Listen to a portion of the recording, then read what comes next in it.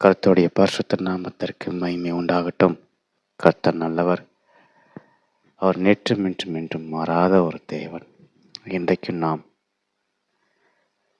27வது நாளிலே தேவனுடைய வார்த்தையை தியானிக்க இருக்கின்றோம். 40 நாள் தியானத்திலே தேவன் ஒவ்வொரு நாளும் ஒவ்வொரு விதமான வார்த்தைகளை கொடுத்து நம்மை நேர்த்தியாய் நடத்துகின்றார். நம்முடைய கற்பனைகளை எப்படி கை கொள்ளணும், அவருடைய பிரமாணங்களை எப்படி இப்படி அநேக காரியங்களை தேவன் நமக்கு வேதத்தின் அடிப்படையிலே கற்றுக் கொடுத்து கொண்டிருக்கின்றார். நாம் அதை விசுவாசத்தலாய் ஒவ்வொரு நாளும் கடந்து வருகின்றோம். இந்த 40 நாள் தியானத்தில் தேவன் அதிசயமாய் அற்புதமாய் காரியங்களை வாய்க்க பண்ண போகின்றார். குறிப்பாக 25 நாட்கள் தேவன் நமக்கு கற்பனைகளையும் கட்டளைகளையும் எச்சரிப்பையும் ரட்சிப்பில் குறித்த காரியங்களையும் வெளிப்படுத்திய தேவன் 25க்கு அப்புறம் தேவன் ஒரு ஆசீர்வாதமான ஒரு நாட்களுக்குள்ளே நடத்தி கொண்டு செல்கின்றார். ஆகவே நாம் புதிய ஆண்டுக்குள்ளாக கடந்து செல்கின்ற பொழுது விசேஷித்த வாக்குத்தத்தோடு நாம் கடந்து செல்வோம். அவர் சொல்லியபடியே கட்டாயம் வாக்குத்தத்தின் சந்ததியாகவும் மகனாகவும் மகளாகவும் வாழ்வோம் என்று சந்தேகமில்லை.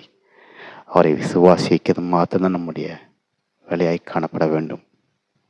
கிறிஸ்துக்குள்ள அவருடைய வார்த்தை நாம் இருகளாய் பிடித்து கொண்டு அவருக்காக நாம் வாழ அர்ப்பணிக்கின்ற பொழுது அவருடைய வார்த்தை நம்முடைய வாழ்க்கை முழுவதும் நிரம்ப செய்து நம்மை அவருடைய வார்த்தையினாலே ஆஸ்வதிக்கின்றார்.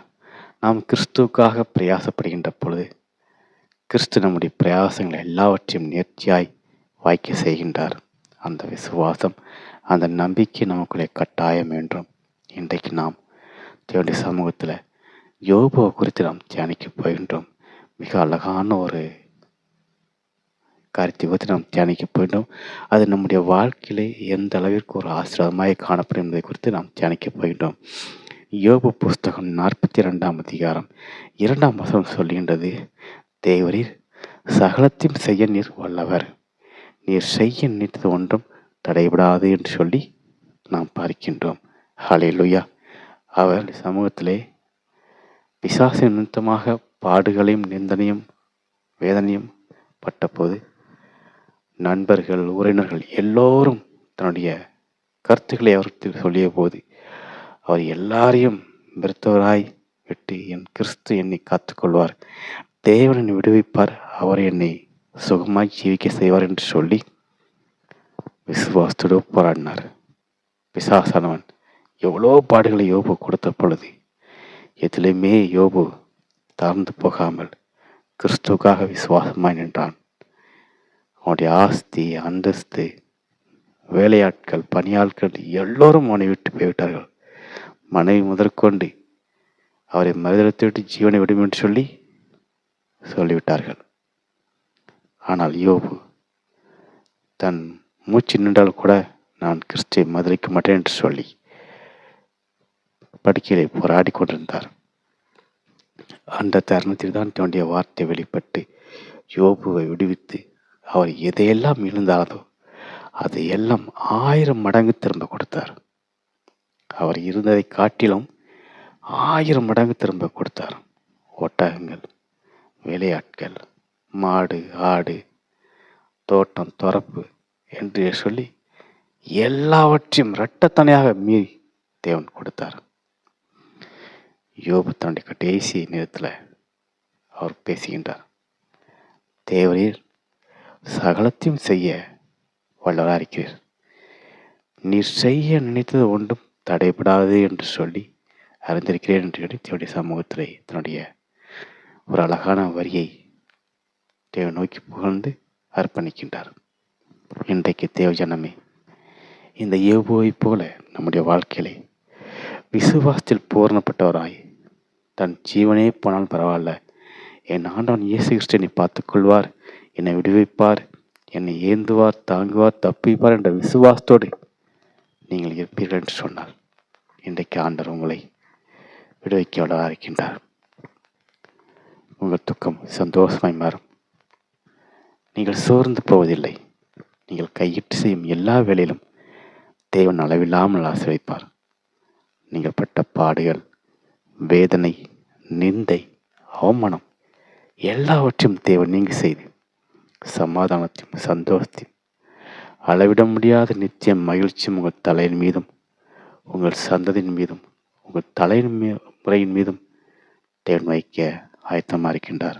அன்புக்குரிய தேவஜனமே, நம்முடைய வாழ்க்கையில் நமக்கு எத்தனையோ பிரச்சனைகள் இருக்கலாம். நாம் அவமானப்படுத்தும்படி காரியங்கள் இருக்கலாம், வெட்கப்பட்டு போகும்படி காரியங்கள் இருக்கலாம், அல்லது குடும்பத்தில் மரியாதை இல்லாமல் இருக்கலாம், அல்லது நம்முடைய தொழில், நம்முடைய கடன், வியாதி, இப்படி அநேக காரியங்கள் நம்மை சூழ்ந்து காணப்பட்டாலும் இன்றைக்கு ஆண்டவர் உங்களை பார்த்து சொல்கின்றார், கலங்காதே, தேங்காதே, பயப்படாத, சகலத்தையும் செய்ய நான் வல்லவராக இருக்கிறேன். உனக்கு என்னென்ன செய்யணும்னு சொல்லி நான் அறிந்திருக்கிறேன். நீ என்னுடைய சமூகத்தில் பயப்படாமல், கலங்காமல், திடமனதாய், நம்பிக்கையாய், விசுவாசமாயிரு. சகலத்தையும் செய்ய நான் வல்லவராக இருக்கின்றேன். எதையெல்லாம் இழந்து போனீர்களோ அது எல்லாம் 2 மடங்கு கொட்டி கொடுக்க நான் ஆயத்தமாக இருக்கின்றேன். என் கற்பனைகளை பின்பற்று,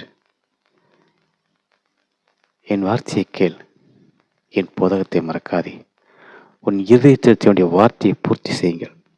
கட்டாயம் கிறிஸ்து யோபுக்கு செய்த அதே அதிசயத்தையும் அற்புதத்தையும் உங்கள் வாழ்க்கையை 1000 மடங்கு செய்வார் என்று சந்தேகமில்லை. 2013ஆம் ஆண்டு டிபி என்னும் வியாதியினால் நான் மிகுந்த வியாகுலப்பட்டேன். இரத்த வாந்தி எடுத்து உடம்பெல்லாம் கூனி குறுகி ஒன்றுமில்லாதவனாய் காணப்பட்டேன்.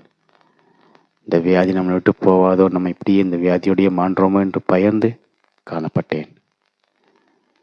தேவனுடைய அனுக்கிரகம், நான் மருத்துவமனைக்கு சென்று ட்ரீட்மெண்ட் எடுத்தேன். 3 நாளில் தேவன் என்னை வீட்டுக்கு செல்ல உதவி செய்தார். ஆனால் முதல் நாள் நான் ஒரு வாந்தி, இரத்த வாந்தி எல்லாம் எடுத்துக்கிட்டு இருக்கேன். அதுலேருந்து 3ஆம் நாள் வீட்டுக்கு போங்க, சரியாயிட்டுன்னு சொல்லி அனுப்பிவிட்டார்கள். எனக்கு ஆச்சரியமாய் காணப்பட்டது. தேவன் நமக்கு என்ன தேவை, என்ன தேவையில்லை என்று சொல்லி அவர் அறிந்திருக்கின்றார். அந்த வியாதியின் மத்தியிலே எனக்கு பலன் குறுகி போகவில்லை. அந்த வியாதியின் மத்தியிலே நான் சோர்ந்து போகவில்லை. அந்த வியாதியின் மத்தியிலே நான் மனமுடைந்து போகவில்லை. அவருடைய சங்கீத புஸ்தகத்தை மீண்டும் மீண்டுமாக வாசித்து கொண்டே இருந்தேன். அதை சொல்லிய ஒரு வார்த்தை, கர்த்தர் என்னை பிரார்த்திக்கிறார் என்று சொல்லி, அந்த வார்த்தை என்னை தேற்றியது. மகனே, பயப்படாத, நான் உன் தேவன், நான் உன்னை விடுவிப்பேன், நான் உன்னை சுமைப்பேன், ஏந்துவேன், தாங்குவேன், தப்புவிப்பேன். உன் மேல் விழுந்த கன்னிகள் என் மேல் விழுந்தது, உன் கண்ணி விழுந்த தூசி என் கண்ட விழுந்தது என்று எல்லாம் சொல்லி தேவன் என்னை தேற்றினார். அந்த வார்த்தை என்னை உயிர்ப்பிக்க செய்தது. என்ன வியாதி, என்ன எனக்கு என்பது கூட தெரியாத இருந்த சூழலில் இயேசு 3 நாளில் வீட்டுக்கு போக செய்தார். அது மாத்திரமல்ல, பரிபூர்ணமான ஒரு சுகத்தை கொடுத்தார். இன்றைய வரைக்கும் நாம் மாத்திரை மருந்து எதுவுமே எடுக்கலை. ஆனாலும் பாடுகள், நிந்தனைகள் வேறு வருகின்ற பொழுது நேர்த்தியாய் தேவனை விடுவிக்கின்றார். அன்புக்குரிய தேவஜனமே, நாம் கிறிஸ்துவை சார்ந்து வாழ கற்றுக்கொள்கின்ற பொழுது, கிறிஸ்துக்காக ஓடுகின்ற பொழுது, கிறிஸ்துக்காக நம்மை அர்ப்பணிக்கின்ற பொழுது தேவன் எல்லாவற்றையும் பார்த்து கொள்ள வல்லவராக இருக்கின்றார்.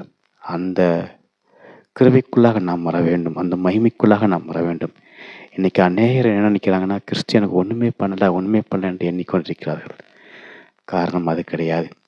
நீங்கள் தேவனுக்கு அகைன்ஸ்டாக யோசிக்கின்ற பொழுது அங்கே தேவனுடைய கிருபை நடப்பதில்லை. மாறாக கிறிஸ்டியனை காத்துக்கொள்வார், தாங்குவார், தப்புவிப்பார் என்று சொல்லி நீங்கள் விசுவாச அறிக்கையை கொடுக்கின்ற பொழுது கிறிஸ்தனுடைய அற்புதம், அடையாளம், அதிசயம் நேர்த்தியாய் நடக்கின்றது. எனக்கு டிபி வந்த பொழுது எல்லோருக்குமே ஸ்டேஜ் 1 ஸ்டேஜ் 2 தான் வரும்.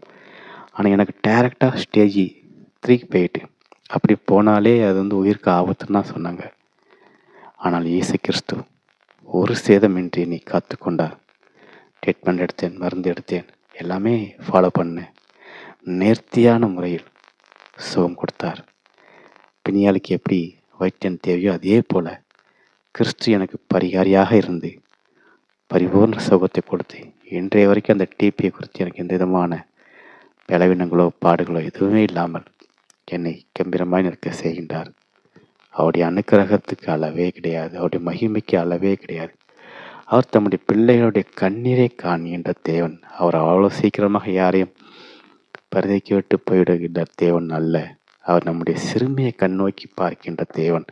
அவர் நம்முடைய வியாகுலங்களை கண்ணோக்கி பார்க்கின்ற தேவன். என் மகன் எனக்காக இவ்வளவு தூரம் பிரயாசப்படுகின்ற மகன், இவன் மீது உள்ள நிந்தை நான் நீக்குவேன்.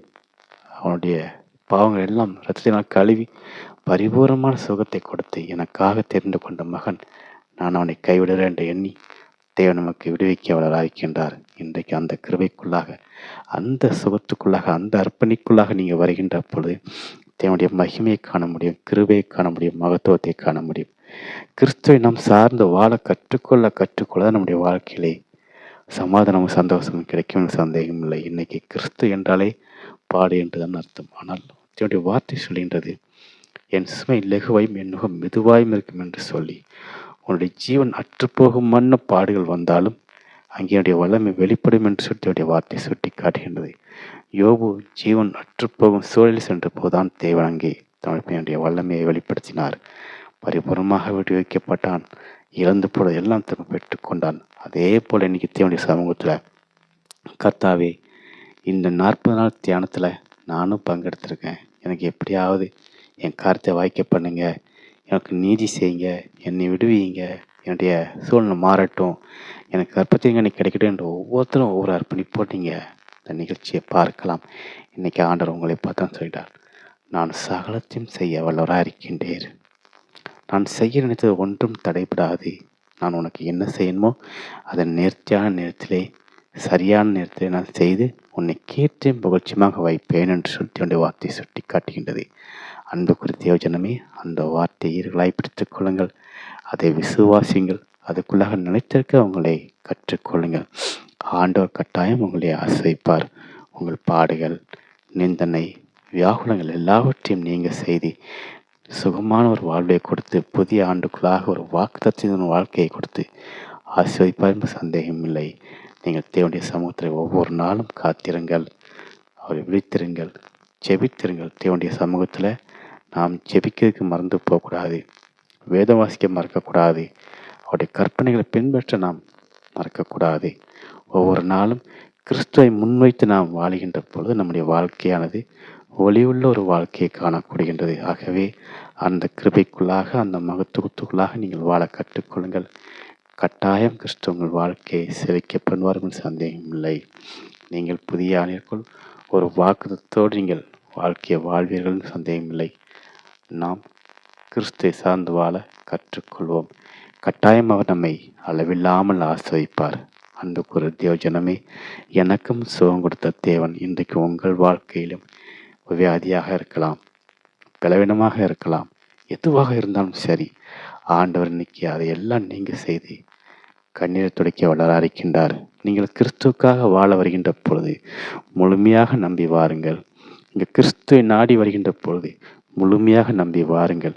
அறகுறையாக உங்கள் மனதிலே ஒரு எண்ணத்தை வைத்து கொண்டு எனக்கு கிடைக்குமா கிடைக்காதா, விடுதலை உண்டா இல்லையா என்று ஒரு சந்தேகத்தோடு வராதிங்க. இவரால் தான் மாற்றம்தான் முடியும், இவரை இல்லை என்றால் நம்முடைய வாழ்க்கை ஒன்றுமே இல்லை என்று ஒரு நிச்சயமுள்ள ஒரு விசுவாசத்தோடு வருகின்ற பொழுது கிறிஸ்து இயேசு உங்கள் வாழ்க்கையிலே ரட்சிக்க வல்லவராக இருக்கின்றார். அந்த அற்புதத்தையும் அந்த சுகத்தையும் பெற்றுக்கொள்ள உங்களை முழுமையாய் ஆயத்தப்படுத்திக் கொள்ளுங்கள். உங்கள் விசுவாசம் பூரணப்படுவதற்கு என்ன வழிமுறைகள் உண்டோ அதை நேர்த்தியாய் கற்றுக்கொள்ளுங்கள். உங்கள் வாழ்க்கை வெளிச்சத்தின் வாழ்க்கையாய் காணப்படும். நீங்கள் எந்த ஒரு மனுஷிக்கு முன்பாக வெட்கப்பட்டு போகாதபடி தேவன் உங்கள் கொம்பை உயர்த்த வல்லவராக இருக்கின்றார். அன்புக்குரிய தேவஜனமே, நீங்கள் காற்றையும் காண மாட்டீர்கள், மழையும் காண மாட்டீர்கள், வாய்க்கால்கள் நிரம்பி ஓடும் என்று தேவனுடைய வார்த்தை சொல்கின்றது. அந்த வார்த்தையின்படியே உங்களுடைய தொழில், உங்களுடைய வணிக வியாபாரம், உங்களுடைய கனவுகள் எல்லாம் இயேசுவின் நாமத்தில் நேர்த்தியாய் நடக்கும் சந்தேகம் இல்லை. உங்களுக்கு தேவையான வீடு வாசலை உண்டு பண்ண செய்வார். எங்கே நீங்கள் பரிதவிக்கப்பட்டீர்களோ அங்கே உங்கள் சொந்த இடங்களை கொடுக்க தேவனுள்ளதாக இருக்கின்றார். எங்கே நீங்கள் நிந்திக்கப்பட்டீங்களோ அந்த இடத்துல உங்களுடைய தலையை உயர்த்த உள்ளதாக இருக்கின்றார். நீங்கள் அதிகாரிகளாக மாறுவீர்கள். உங்களுக்கு வேலை வாய்ப்புகளை கிட்டி சேரும். உங்களுடைய கனவுகள் எல்லாம் இயேசுவின் நாமத்தில் நிறைவேறும் என்று சந்தேகமில்லை. நீங்கள் பிள்ளைத்தாட்சி பெறுவீர்கள். தேவனுக்கு மகிமையான குடும்பமாய் நீங்கள் இருப்பீர்கள் என்று சந்தேகமில்லை. உங்களை கொண்டு தேவன் பெரிய காரியங்களை செய்வார். கிறிஸ்துவுக்காக ஊழிய செய்ய வருகின்ற உங்களை கிறிஸ்து அளவில்லாமல் எடுத்து பயன்படுத்துவார். உங்களோட உயர்வை யாராலும் தடுக்க முடியாது. கிறிஸ்துவுக்காக தன்னுடைய அர்ப்பணிப்பை முழுமையாக வைத்துக் கொண்டு வருகின்ற பிள்ளைகளுக்காக தேவன் யுத்தம் செய்வார். அவர்கள் மீது எந்த ஒரு அடியும் படாதபடி தம்முடைய சேட்டை நிழலே நேர்த்தியாய் பாதுகாத்துக் கொள்வார். அன்பு குறித்த ஜனமே, கிறிஸ்துவை நம்புகின்ற நாம் உறுதியாய் நம்புவோம்.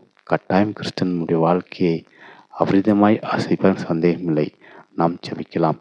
அன்பு நிறைந்த நல்ல ஆண்டவரே, இந்த 40 நாள் தியானத்திற்காக உமக்கு நன்றி செலுத்துகின்றேன். தேவரீர் சகலத்தையும் செய்ய வல்லவர் நீர். நீர் செய்ய நினைத்தது ஒன்றும் தடைபடாது என்ற வார்த்தையின்படி இன்றைக்கும் என்னுடைய பிள்ளைகளுக்கு நீர் சமாதானத்தையும் சந்தோஷத்தையும் நித்திய மகிழ்ச்சியும் கொடுத்து ஆசீர்வதிப்பீராக. அவருடைய வாழ்க்கையில காணப்படுகின்ற வியாகுலங்கள் எல்லாம் மாற செய்து தகப்பனே, நீர் ஒரு பூரணமான ஒரு வாழ்க்கை வாழ கொடுப்பீராக.